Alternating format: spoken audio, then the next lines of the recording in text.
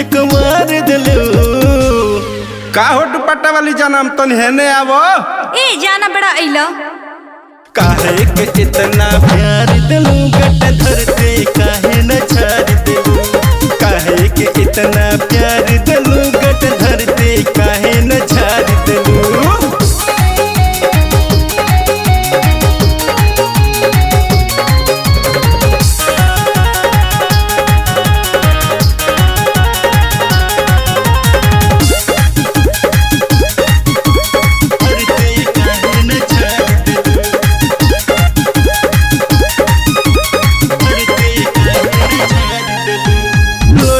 कहाँ पावर लड़की पटाली लड़की देख चाहिए के सटते सटाली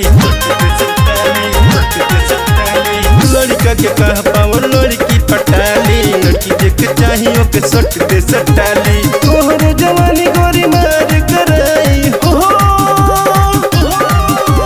तोहर जवानी गोरी मार कराई बीच बजरिया में करल कमाई ओनवा से तू मिस कॉल दिहलू आहो बेबी चल तो के आरा छपरा बक्सर घुमा लिया ना भैया लोग देख लिए तब काहे के इतना प्यार दिलू गट धरते काहे न झाड़ दिलू काहे के इतना प्यार दिलू गट धरते काहे न झाड़ दिलू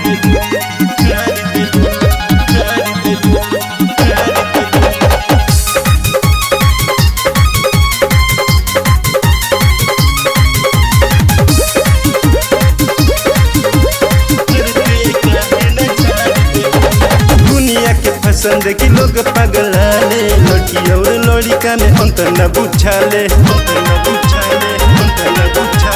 दुनिया के पसंद की लोग पगलाले लड़की और लड़का में अंतर न बुझाले कपड़ा तो पहने लौके लगहिया हो कपड़ा तो पहने लौके लगहिया कौन से परदेश से मिलल लगहिया सब के तू बदनाम कइलू ए सुना तरु बिहार छोड़ा चल तो के यूपी घुमा लियाई का यूपी का कहला हो यू मने उत्तर पी मने प्रदेश उत्तर प्रदेश सही तब चल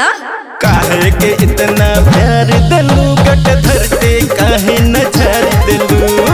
काहे के इतना प्यार दिलू गट धरते काहे न झाड़ दिलू अंगली हम धइने धराई दिलू गट मन हम कोइने उठावन दुपट्टा अकवरिया में धुके एक मार दिलू काहे के इतना प्यार दिलू